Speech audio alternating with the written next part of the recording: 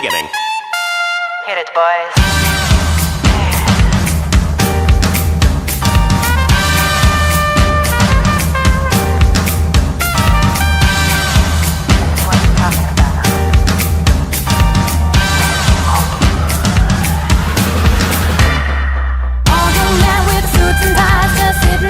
Smoking big cigars. I hope you're ready for what's coming now. I'm the one, I'm the lady that would bring it down.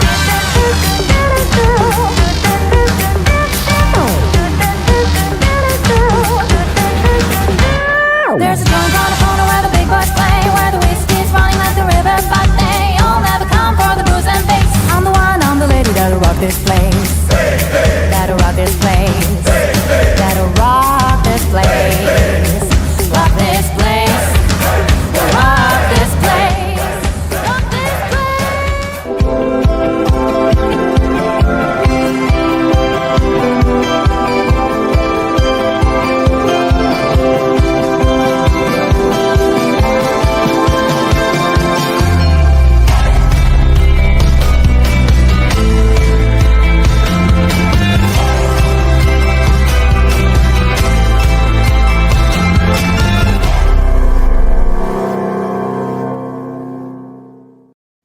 Welcome to Winning in the Workplace, where we help executives, managers, and supervisors become better leaders individually and across departments to build a strong collaborative team. All right. Hello, everybody. My name is Maurice Velasquez. I am your guest. Thank you for joining us. This is Winning in the Workplace podcast. Before we get started, let me remind you to please visit me on my website, mauricetraining.com. Download my 2 books and register yourself and your leadership team to my 12-week course on how to get out of storming and how to become a stronger, more collaborative team. All right. One of the biggest challenges in the workplace today is, without a doubt, how to improve employee morale. We all face it, either as employees or as supervisors. We are asking ourselves, how can we make this better? Again, either as supervisors or as employees.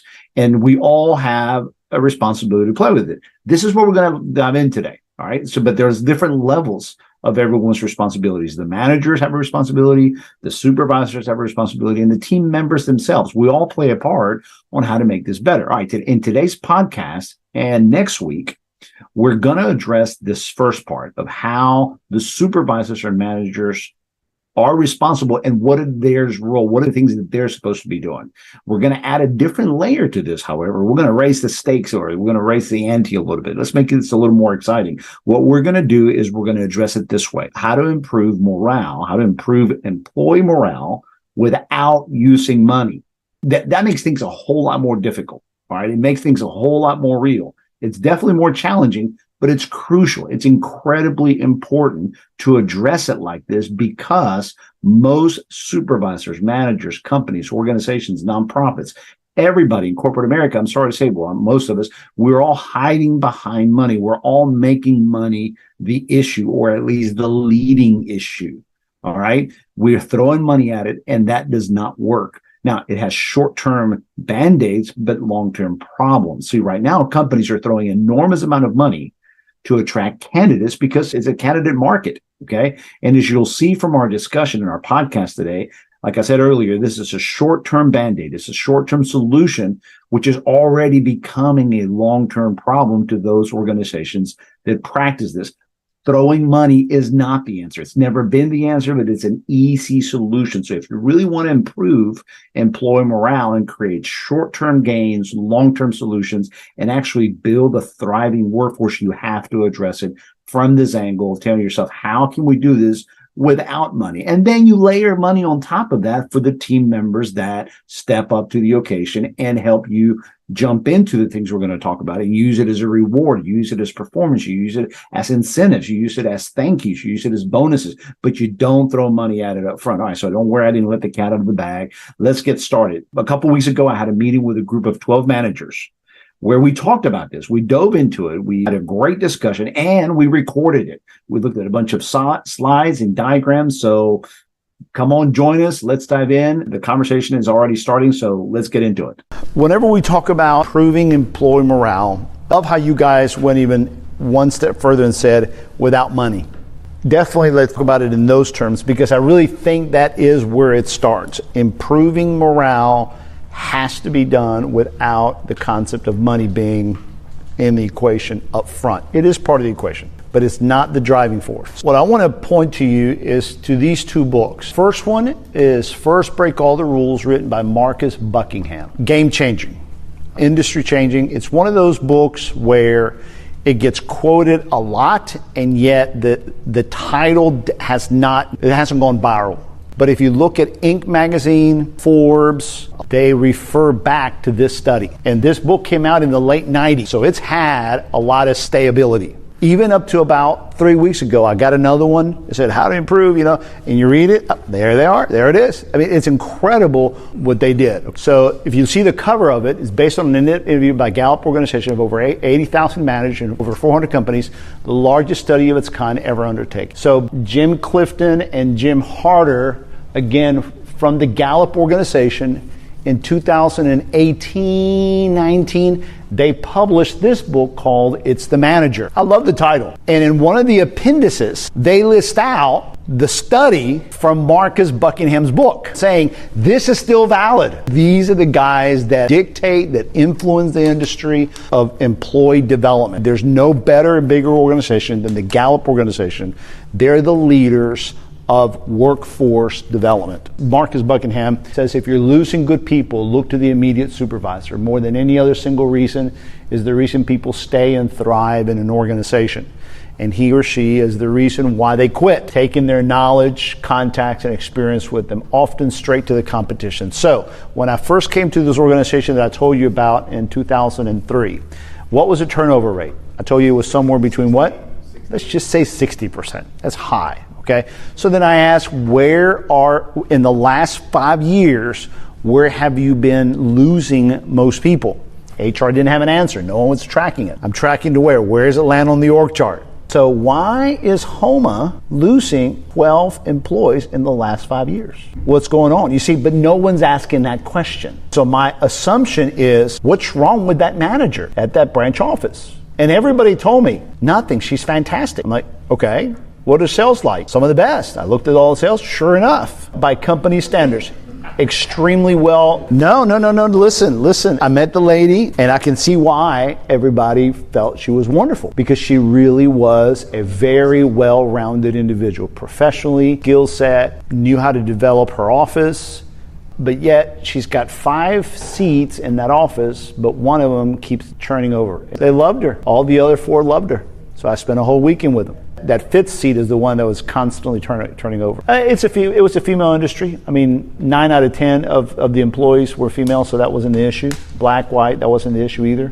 So, I told her why I was there. Well, I'll make a long story very short. Come to find out that the way in which they're running their office was extremely successful for 4 people. Weren't going to allow that office to grow to 5. And they did everything possible to make it miserable for that person. All individuals, all employees in that office had an unwritten, because that office had been growing from 3 to 4, now to 5, and someone got it in their head, we're going to limit it at 4, because they were making insurance. And they were making lots of money. I can see why those 4 gals and the manager did not want that fifth seat. Why? Because there was going to be a period in which you have to share the commissions. Yeah, but they weren't long-term thinking that, look, after 8 months, you guys are all going to be making, Exactly. So, but you see, the thing about it is, I'm going to come back to these questions, but yet no one was managing it. No one was tracking it. You see what I'm saying? No one said, well, let's go talk to her and let her know someone is tracking it, someone is managing, and someone's asking the hard questions. And after 2 months of that happening, I decided I'm going to go spend the week over there with her, with that regional manager. Judy, come on. Judy, when was the last time you sat in HOMA and watched what was happening? No. So who's the problem? The branch manager or Judy? You see the problem? Yeah. Is it branch manager who's gotten away with this? Is it the 4 employees that are in cahoots with this? Or is it my regional manager who was cognizant of what was going on, but wasn't going to dive in? But whose leadership? It wasn't the branch manager. It was Judy. Judy oversaw 10 offices. See, go to your org chart. Judy's one of these. And she's got 10 offices below her. Right, because see, whenever I should not, she say it. I should not have stepped in. Judy knew all this, because when we went and met with him after the second day, Judy and I go go to dinner, and I go, Judy, were you aware of all this? And she goes, yeah. And I said, what? Why weren't you? And I heard all the reasons. Well, I've been telling Greg, and I brought it up, and I did this, and I did that, and I this. Is okay, so Judy, let me ask you this. What's the difference between how you're handling it and how I'm handling it? Her answer was good. She says, well, you're serious about this. I said, there you go. Now, do you think I got the branch manager's attention? She says, oh yeah, she's already called me. I said, why aren't you putting that kind of pressure? Because if we don't fix this issue, you're getting written up. Yes, right, but it was at her own detriment. So once you start going through your chain of command and you hold people about it and you find out what's going on, well then, if you're not measuring it, you're not managing it. And if you're not managing it, you're not changing the behavior. If you're not measuring, you're not managing. If you're not measuring, you're not going to see a change of behavior. Judy got the notion. Maurice is now going to meet with me every month to check every office, and he's going to make sure that I'm visiting every office. You see what I'm saying? You have to set that routine, that expectation of accountability. Otherwise, people will get away with murder. And I bet you anything, when people are getting away with murder, the people next to them and the people above them knew about it. And the problem is you're not addressing neither the symptom of the problem nor the cause of the problem. And so what this basically says is you have to look to the immediate supervisor. You have to ask the tough questions. So here's something they'll never probably teach you in business school. Here's a great quote from this article. The single big decision you make in your job, bigger than all the rest, is who you name as the manager, the supervisor. When you name the wrong person, nothing fixes a bad decision.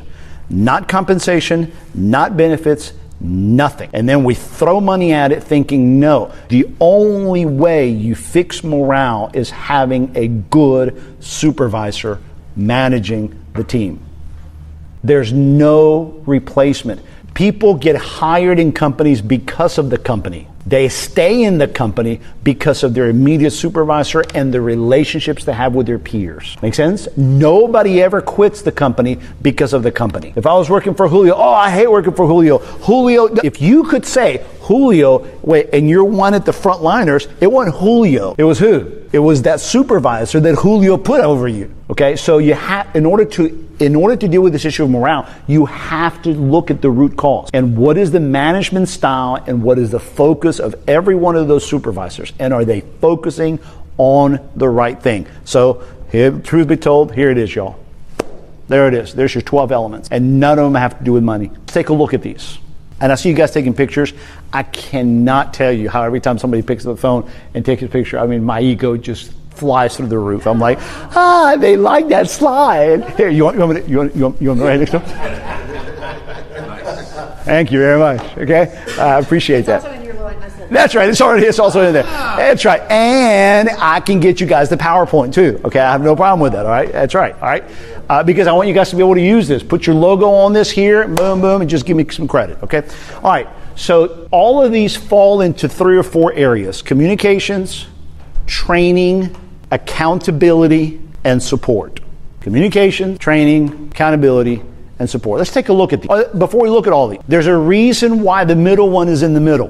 Number 7, sincerely show that the opinion of team members really counts and are considered. There's the poo-poo face. No one can show a poo-poo face to any idea, suggestion, or problem addressed that is brought up by frontliners. When frontliners bring up problems, whether they do it in a professional manner, non-professional manner, whether they do it when they speak, when frontliners speak about problems that are frustrating them, if they're not upset, then the problem is small.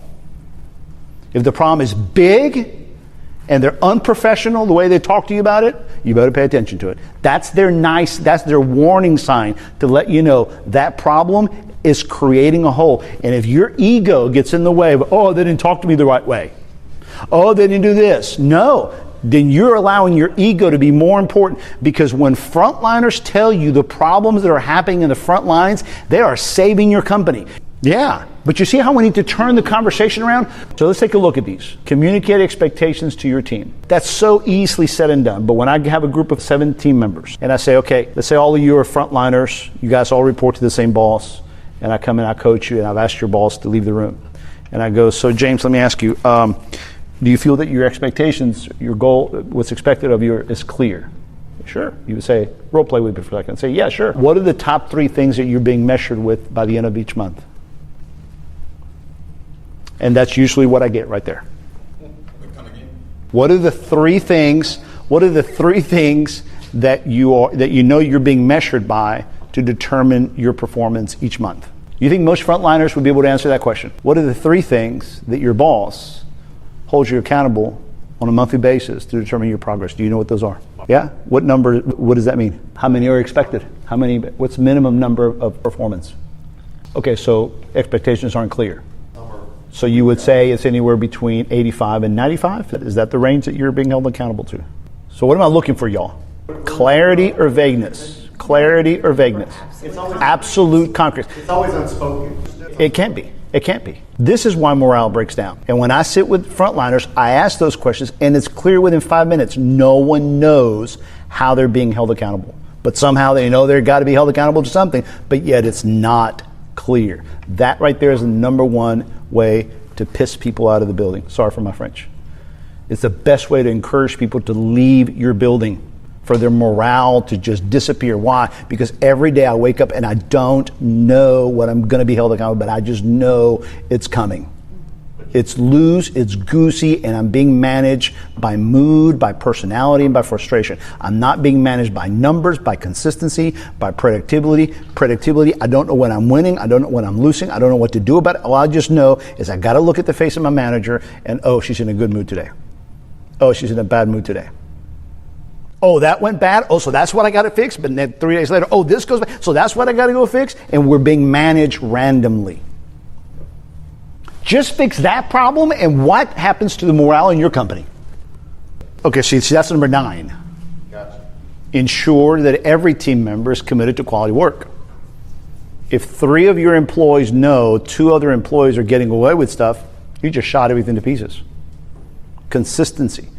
But if it doesn't start with everyone knowing what their standards are, then you are going to play favorites. Why? Because no one personality, which is what I want to show you in just a few minutes, everyone's personality tends to favor the team members whose personality matches theirs. Don't miss what I just said. All managers and supervisors favor the behavior or misbehavior of the people in their teams whose personality closer matches their own. And if it's governed by personality and not by clear expectations, you're going to have dissension in the groups and people are demoralized. Yes, sir. Yep. So when you manage people, though, correct. It comes down to this one form that every manager should have for every employee. This is what determines their success. You just started the company, and here is what's expected of you.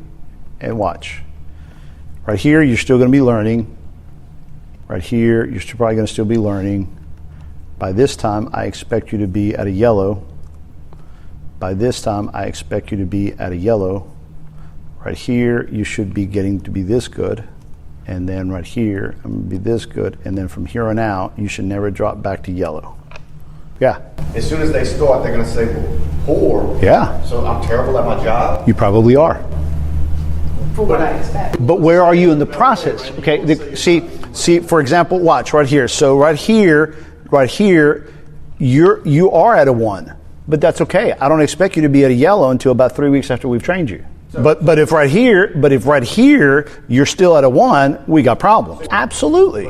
Everybody comes in at a 1. Everybody comes in at a 1. You may be a good technician, but you're not a good technician yet here. Exactly. It's just 1, 2, 3. 1 is low performing. 2 is good performing, 3 is great performing. Okay, and you simply just let everyone know. In this skill, with the training we provided you, or you should be at this number, at this level. So what you do is you sit down with an employee and you give them their expectation, and this becomes their ongoing progress performance review. This becomes a training plan. This becomes something that I know Judy is meeting with all her branch managers, and I know the branch managers are meeting with all their people, and there is no question. Everyone knows where they should be at a red, when they should be getting out of a green, usually when they should be at a green, when they should be at a red, and it can be seen. Everyone knows everyone is being managed this way. There's no favoritism. Man, nothing makes people want to compete faster than it goes, where are you at? I mean, I'm looking for 4 reds. I'm like, where are you? Well, I'm down to 3. I said, yeah. Where's Peter? Call him. Make sure he's sick today because I heard last week he had 5 reds. Did he get fired? I don't know. I just don't like reds around here. People take seriously if you show up without reds. And everyone knows this is the way we manage people. This is the way we manage people. This is the way we develop people. This is the way we keep our morale high. We let folks know you're not doing well. Come on. You're doing well. Keep it going, man. Keep it going. You did great job, my man. And you know that all this antics that I showed, he's going to get in my one-on-one with him. And he's going to get on my one-on-one. And she's going to get on. Why? Because y'all realize, yep, you get in the car with him, that's what he does. In the back of one of my books, I actually told the story that my son, whenever he and I go out of town, anytime we go out of town, whether it's from here to Denham Springs, here to Orlando, if we get in the car and we hit the interstate and it's going to be an out-of-town trip, he knows. My son's 14 years old now. He knows I'm going to plug in my iPhone and what song is going to play. On the road again. I can't wait to be on the road again. And as soon as the song starts, we're on the interstate, I start waving my hat, see you later. You know, and my son's just rolling his eyes. Sometimes he sings with me. Sometimes he doesn't sing with me. He never waves though. He hadn't done it before, okay? I wrote in my book, I said, hopefully when he and his other brothers and sisters, when they start having grandkids and the grandkids start spending time with grandpa, what can they say? Does he still do that with you? You know, and I want them to say, well, yeah, that's what he does. That's what he does when you're in a car. When he says, hey, let's go to Denham Springs. Oh, great, it's Denham Springs. It's out of town. So if all of you were my team members and I supervised all of you, what would I teach you early in the first 2 weeks of my coming in? Exactly. This is how I manage. I manage in a predictable manner. And I don't know where you guys are all at. Some of you are in red, some of you are in green, some of you are going to give me about a month to kind of calibrate, see what that means. But I need all of you within 6 to 12 weeks to be green at everything you're supposed to be doing. I just don't know what it is that you're all supposed to be doing, okay? Each one's going to have your own scorecard, and then all of you once a quarter are going to score me with a scorecard. And you're going to provide that scorecard to HR, and you're going to tell HR how good of a manager I've been. And you hold me accountable too. And it's kind of cool. And people are like, really? Yeah, that's how this is how we're going to manage. And you make it extremely predictable. And you start off by asking the question does everyone have clear expectations to what they're supposed to do? Okay? Do you have the tools that you need? So yeah, I have a spreadsheet where I keep up with what are the tools you need. Let's list them all out. Do you have them? Are any of your tools broken? Do you need anything else? Every time you and I meet, we're going to go over the tools. And so there's a couple here that are very tied together. Number 6 and number 12 have to do with training. Now notice the ones I'm going to call out, okay? Number 10, number 7, number 5, all have to do with care, relationship. Show sincere care for each team member. James, think of your supervisor. Does he or she care for you? Don't answer. No. We have become so detached from one another in a culture that we don't put the onus on our supervisors to show sincere care because we actually allow people to say things like this. Work is where we work. It's not where we build friends. I don't allow that to be said in my organizations.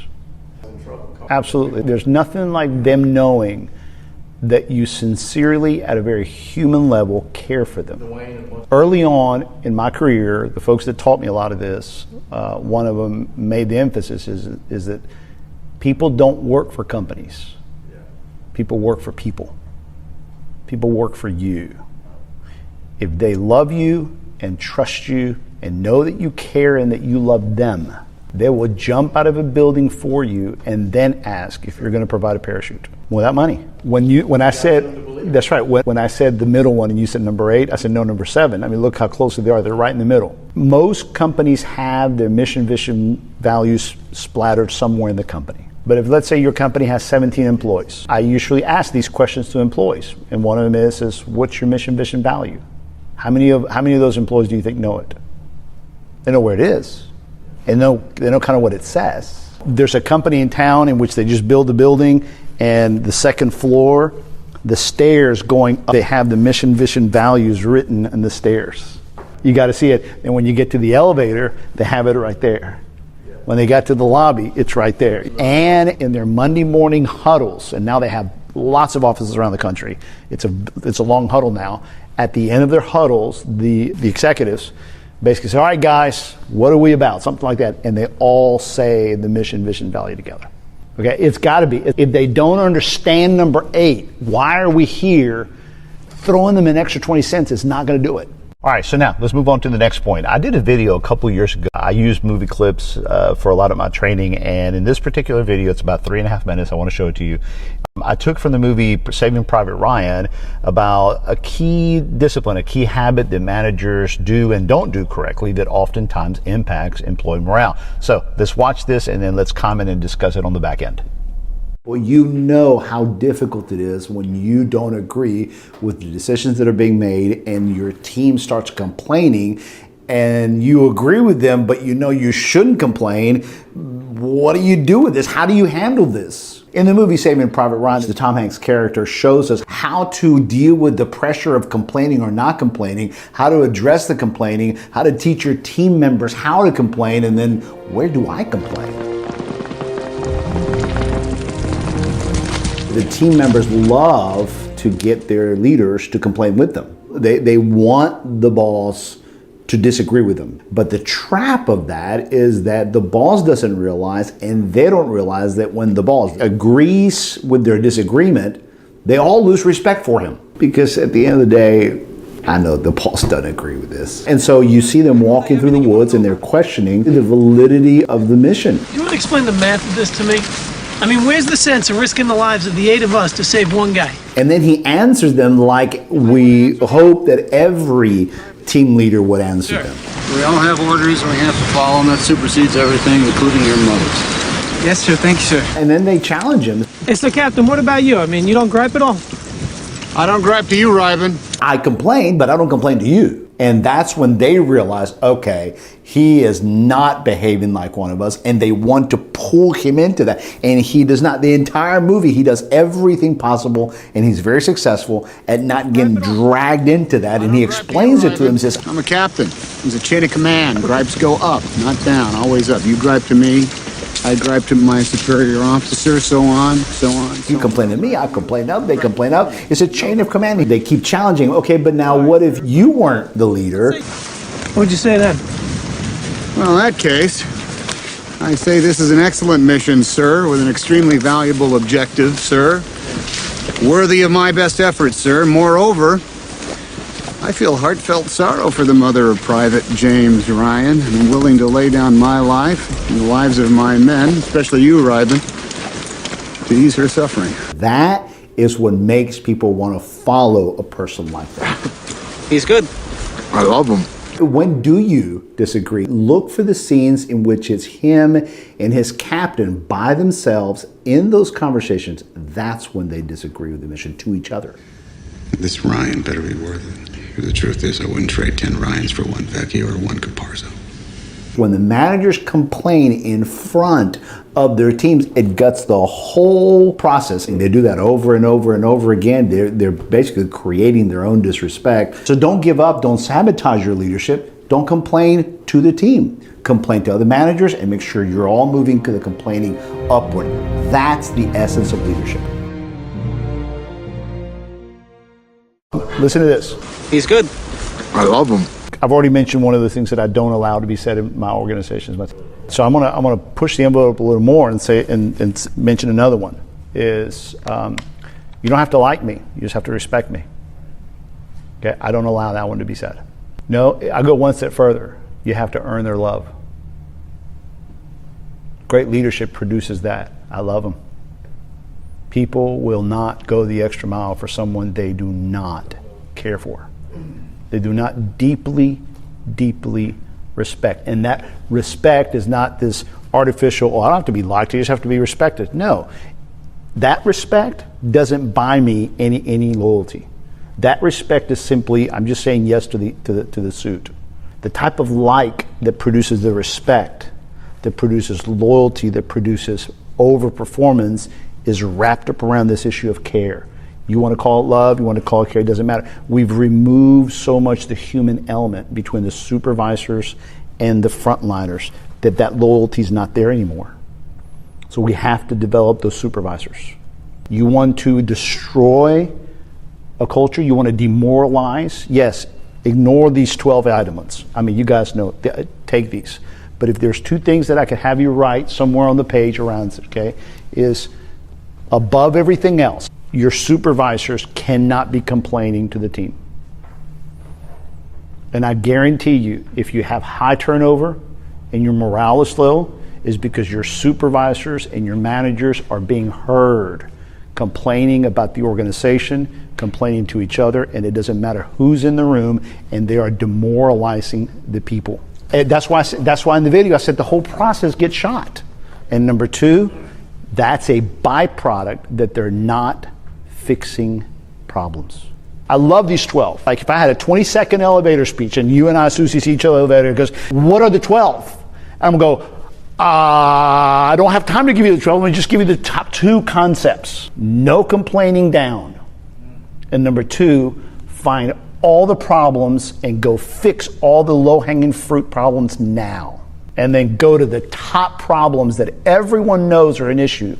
Put them on a list and start fixing those problems. You start doing that, people will jump out of elevators for you. But if your supervisors are griping and they're not taking care of problem, you're going to have to start paying people an extra $5 just to please stay.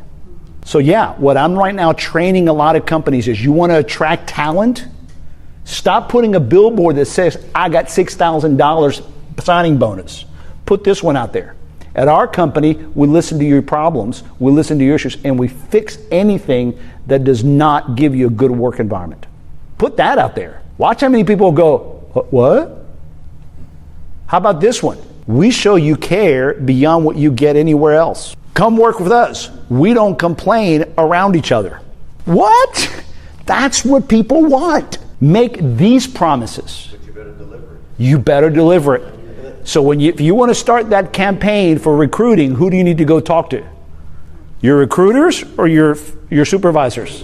And your middle managers and your executives. That means you don't complain down ever. You don't make a decision in a meeting and then go out of the meeting and complain of how that decision didn't go your way. You don't go into a meeting, vote on something, come back to your team members, have to relay the bad news that, guys, we decided this, and then they ask you, what did you say? Do you tell them that you voted and you were outvoted and I'm sorry I couldn't win? Or do you say, we voted such and such and this is why? And you support the decision that was made as though you're part of the team? Or do you gut the opinion of the team to let everyone know, it wasn't me, it was them? Do we not all do that or not? The guy who taught me this, his name is James Barnes.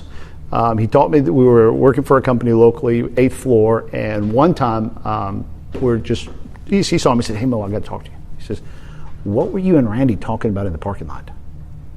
And I'm like, oh. I realized I'm probably in trouble now. And I said, well, we were talking about that, the system problem. He says, okay, do me a favor. Please talk to Randy, okay? But I could see you guys in the parking lot, okay? Y'all look like you were pissed at each other. Were y'all mad? There was a point in which it got a little heated. Okay, well, you can't have those conversations when you can be seen. Come on, you know better than this, okay? There is no negative public in front of anybody. I said, but it was just us. I said, yeah, in front of the whole building. Everyone could see you guys were arguing. You know the rule. No arguing in public. I'm like, I guess we were in public. Maurice, when you're in the cafeteria and you're by yourselves and people walk by and they can see y'all arguing, you're destroying it. Get behind a closed room where you can't be seen. Leaders are not to be seen arguing with one another, ever. You see how I'm getting onto you? There's no possible way right now anybody could possibly see me getting onto you. Somebody walks in right now, we change conversation, right? Don't ever, your body language screams louder than us. If you don't protect the culture, this goes out the window. Apply that. No one can be at work and show a bad mood. Yeah. We're riddled with this. Our cultures are riddled with all these behaviors, and then we wonder why we cannot keep people. You fix these issues. Just fix those two. No complaining down, fix all the low-hanging fruit, and let the frontliners know, number 7, we sincerely showed that the opinions of team members really count and are considered. So Victoria, what are your opinions? What needs to be fixed? Great, thank you. Talk to the next teacher. Okay, James, what's going on? But you get a list, and then you see the list of all your teachers. You go, you know what? There's some commonality here. I think if we fix that, we should be able to knock this out rather quick. All right, put that on the list. And then you let all the teachers know, hey, y'all, thank y'all. From all your feedback, this is how we're going to tackle problem solving over the next 4 months. Nobody in town does that, except for those that have gone to my workshop.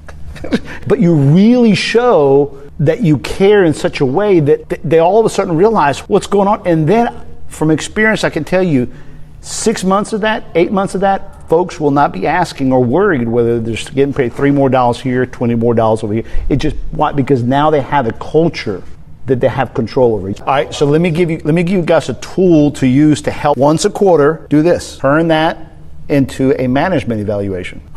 I like that. Can you say that louder, please? So you give that to the employees to rate us, the managers? Absolutely. Go to all 90 branch offices and have them all use the same form to rate their respective regional manager. Have each individual within each office fill out a form for their branch manager, and have each one of my 7 district managers do a form for me. Give everybody 2 weeks, and everybody can talk about it. What are you scoring him? I'm scoring him. Okay, good. Encourage that. They're going to do it anyway. Give everybody 2 weeks. Everybody hits submit, and all that information goes to who? Is your name? Not at first. The first go around, it's anonymous. Second go around, you see and you feel whether the culture can allow that. Then you transition. Why? Because the shock value from going from a culture that wasn't doing this before to a culture cannot ever be reached if you require everybody to expose themselves. So you go through seasons and months of anonymity. But either one, anonymity or non-anonymity, all this goes back to who? Who gets the results? HR. Unless HR is part of the problem.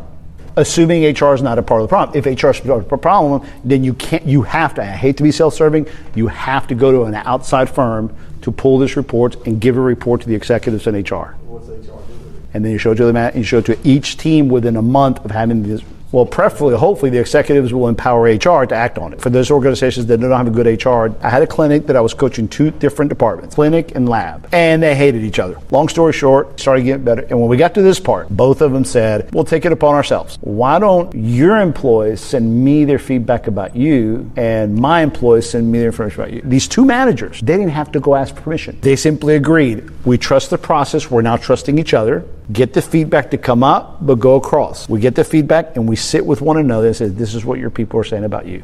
It's got to be a lot of trust building, okay? We got to that after about 3 months of getting them to be friends again because they used to hate each other. But you see, you can do this in so many different ways. I worked with another manager. When we got to this point, that manager took it upon themselves and said, y'all, please fill this out. Send your results to Maurice. And after sending them to me, after 6 months, I eventually said, okay, the next one, you'll need to send him back to her because I think she's now vulnerable, faithful, and boy, her career there skyrocketed. Tailor it however you want. Just use the list. This is called Q12 evaluation. All right, so remember I told you that I have a friend of mine, his name is Matt Rouse. He did a podcast with me, and he's the one that did the podcast on how to motivate your staff without money. He and I talked about all this, and he says, Mo, this is all great. I love this, but there's one element that you really need to emphasize. I said, what is it? He said, respect.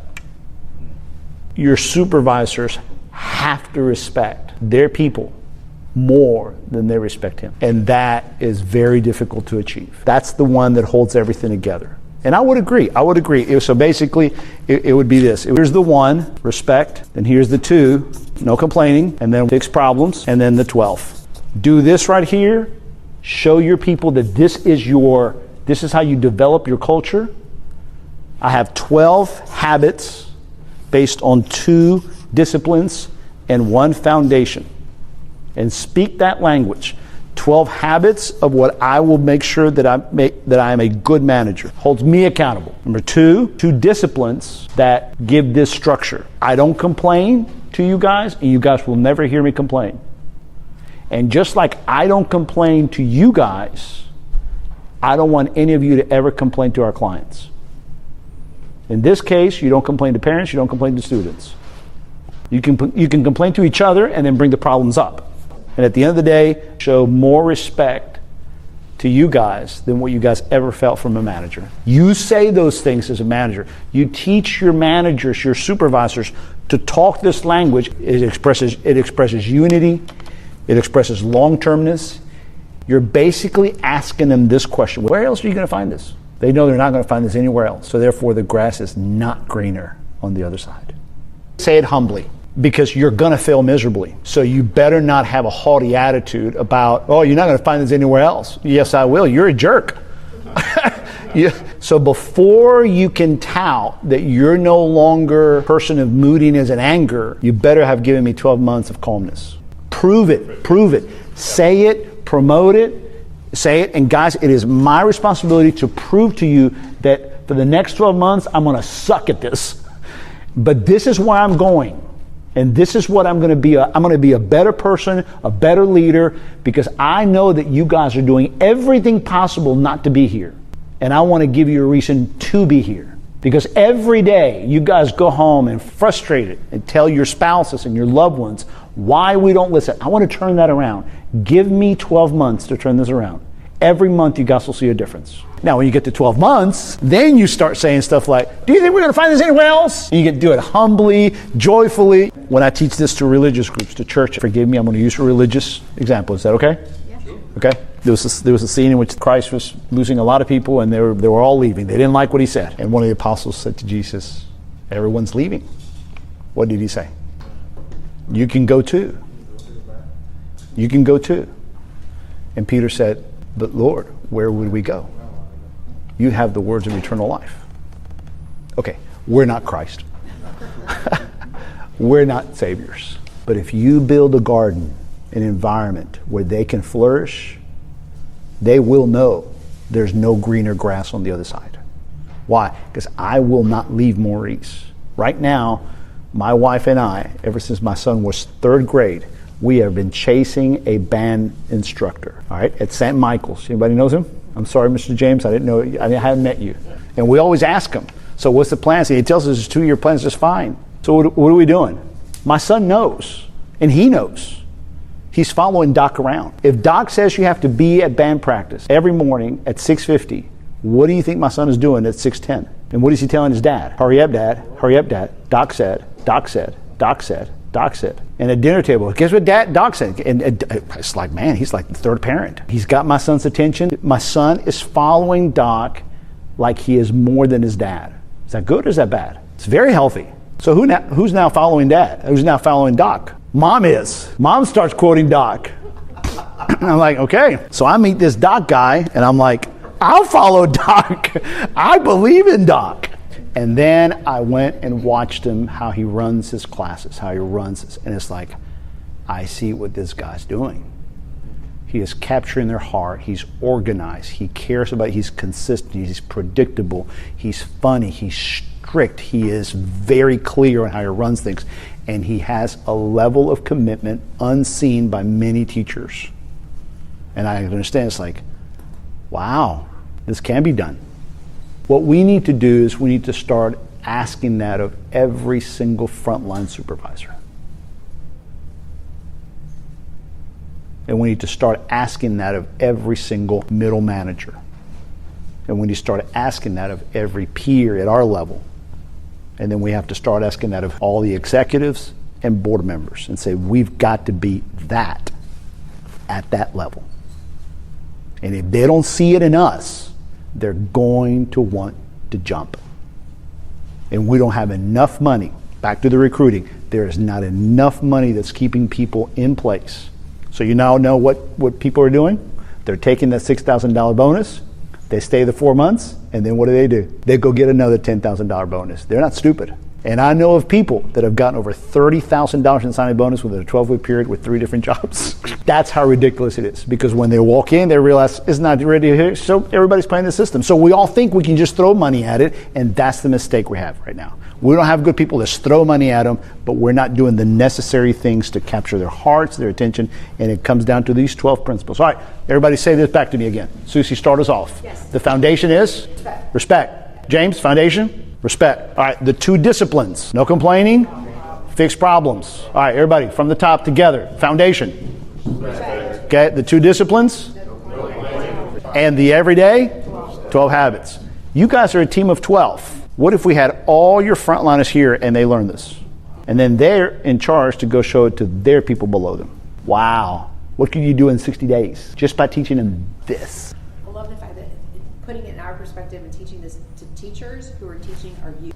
That's amazing. Yes. Oh, and by the way, tell the teachers to tell the students that when they go get a job, don't put up with a company that doesn't provide this. See, now we're building leaders. All right, did y'all like this? Yeah. Did y'all like this segment?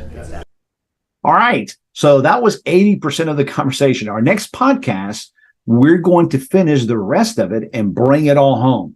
With what we covered today, however, all you should have a lot of tactics, a lot of strategies, a lot of techniques, a lot of tools that you can go and make improvements. At least just start the conversation with your peers, your bosses, your team members. Listen to each other. Listen to the podcast together and facilitate the conversation. Do they like it? Do you like it? Where do we start? What do y'all think? And then watch the conversation. And you guys can get very creative about layering on top of this new ways in which you can tailor this. All right.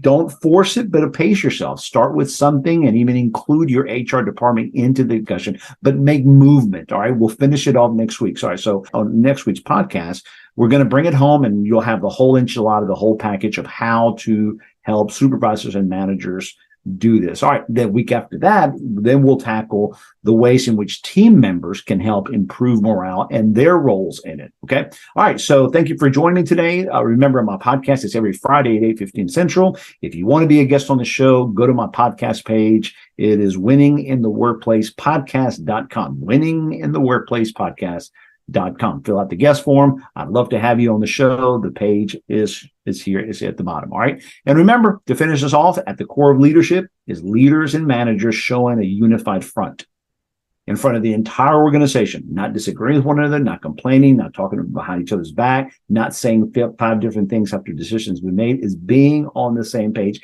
and the commitment to stay on the same page, to stay aligned.